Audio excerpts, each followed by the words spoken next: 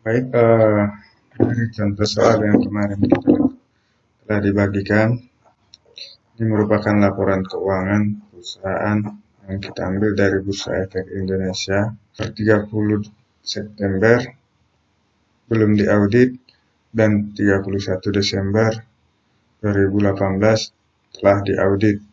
Terus perlu diperhatikan di sini dalam angkanya ini dalam rupiah penuh. Berarti angka di sini merupakan konsolidasi dari beberapa perusahaan. Terus angka yang di sini yang disajikan itu merupakan angka dalam jutaan. Jadi kalau di sini kita lihat dia 5 juta, berarti ini 5 triliun. Untuk membandingkan kedua laporan perusahaan ini, kita lihat di 2018-nya, karena 2018-nya sudah sama-sama diaudit, sedangkan 2019-nya belum diaudit. Laporan keuangan itu terdiri dari posisi keuangan, terus laporan laba rugi, laporan perubahan ekuitas, laporan arus kas, dan chart. Ini yang catatan atas laporan keuangan. Hitung rasio dari perusahaan ini, kita melihat pertama laporan posisi keuangan atau neracanya, hutang atau liabilities, ekuitas atau modal. Terusnya laporan laba rugi, ada penjualan, terus labanya. Kita buat dulu rumus yang akan kita cari. Jadi ada rasio likuiditas, current ratio, rumusnya aktiva lancar, hutang lancar kali 100%. Saya di sini mengerjakannya menggunakan Excel. Soalnya kita hitung dulu atau kita buat dulu rumusnya. Setelah ada rumus ini, kita buat nama perusahaannya, terus tahun yang akan kita hitung, tambah kolom, tinggal dikopikan.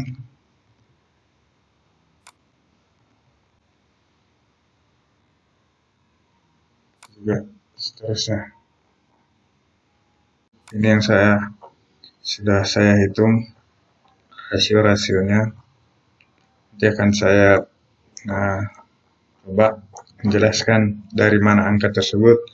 Pertama, kita lihat aktiva lancarnya. Kita buka laporan keuangan. Ini yang menjadi aktiva lancar. Jadi aktiva lancar itu adalah aset lancar. Jadi istilah-istilah akuntansi ini perlu kita pahami biar lebih mudah. Dan seterusnya di sini ada hutang lancar. Kita lihat hutang lancarnya. Jadi hutang lancar itu adalah liabilities. Jadi kalau kita mencari hutang lancar berarti sama dengan liabilitas keuangan jangka pendek. Hutang lancar itu. Kita copy, kita pastikan. Terus untuk rumusnya kita buat rumus aktiva lancar dibagi dengan hutang lancar. Maka di belakang koma. Jadi current rasionya 649,12%. Seterusnya kita ke rasio selanjutnya, quick ratio. Jadi tinggal kita copy persediaan. Ini yang menjadi angka persediaan. Terus hutang. Di sini hutangnya adalah total hutangnya. Ini liabilitas.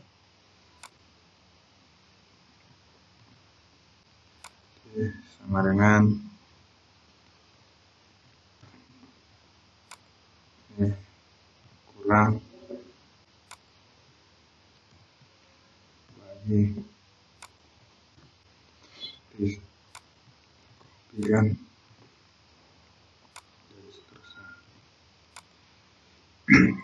Selanjutnya kas, dan kas tambah setara kas bagi hutang lancar. Lihat sini dia kas, setara kas sudah langsung dijumlahkannya. Setara kasnya copy.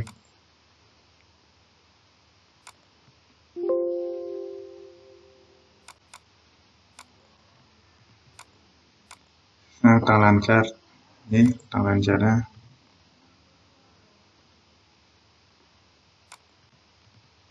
Kita masuk ke rumus. Kas tambah setara kas bagi utang lancar.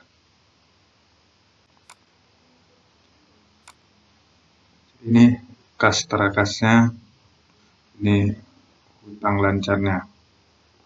Sama utang lancar tadi, tinggal kita kopikan. Ini utang lancarnya, kopikan.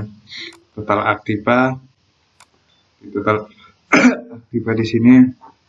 Ini total aset yang menjadi total aktivanya. Tinggal kita kopikan.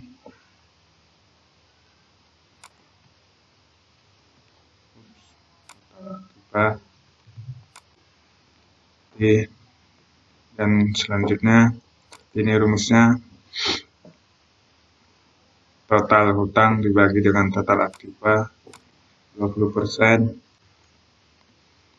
Selanjutnya debt to equity ratio, jadi total hutang ditambah dengan modal.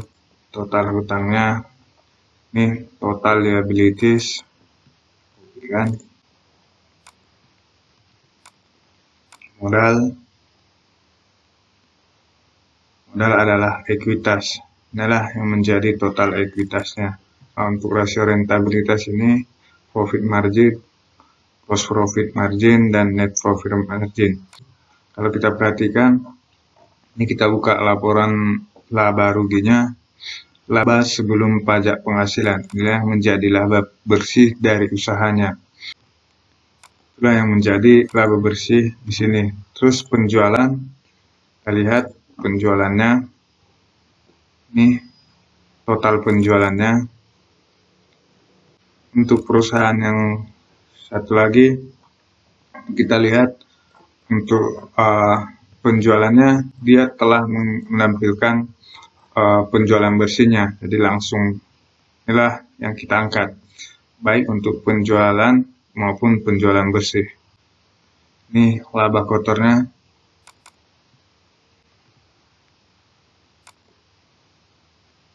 laba kotor. Jadi gross profit margin, laba kotor dibagi dengan penjualan bersih. Kalau tadi kita mengangkat penjualan, selanjutnya kita lihat penjualan bersih. Inilah dia menjadi penjualan bersih. Untuk perusahaan satu lagi, tadi dia sudah menunjukkan penjualan netat atau penjualan bersihnya. Antara penjualan di sini dan penjualan bersih itu anggap sama.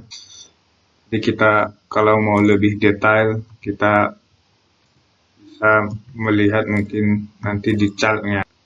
Terusnya ini laba setelah pajak, ada laba kotor, ada laba sebelum penghasilan, ini sama dengan laba bersih. Terus ada laba periode berjalan. Jadi laba periode berjalan ini adalah laba bersih dikurangi dengan pajak. Inilah yang nanti yang akan dibagikan untuk pemegang saham ataupun untuk mengembangkan usaha. Jadi ini masih di sini ada penggunaan istilah EBIT. EBIT merupakan laba bersih dari sebelum pajak. Jadi ada total aktiva merupakan total aset, sedangkan investasi adalah modal. Modalnya kita lihat total ekuitas. Jadi untuk rasio rentabilitas ini, profit marginnya sudah kita dapat, terus gross profit margin, net profit margin, laba bersih setelah pajak. Jadi betul-betul kita lihat mana yang dimaksud laba kotor, laba bersih setelah pajak, dan laba bersih sebelum pajak. Kita harus paham dulu istilah-istilahnya. Jadi kalau kurang paham, kita cari, gunakan teknologi Google. Jadi tinggal di searching.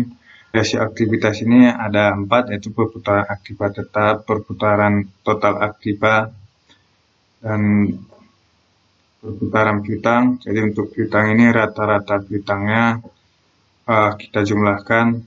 Yang berikutnya harga pokok penjualan. Ini kita harus menghitung kembali dan rata-rata penjualannya.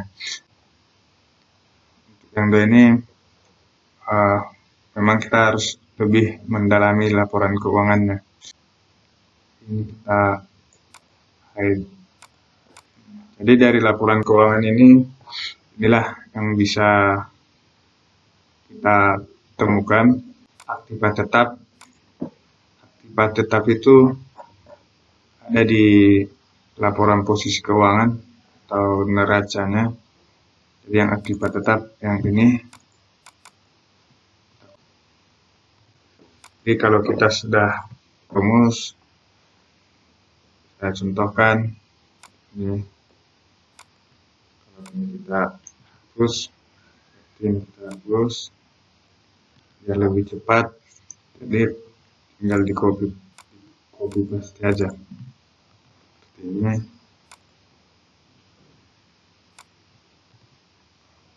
Langsung, jadi bisa lebih cepat mengerjakan.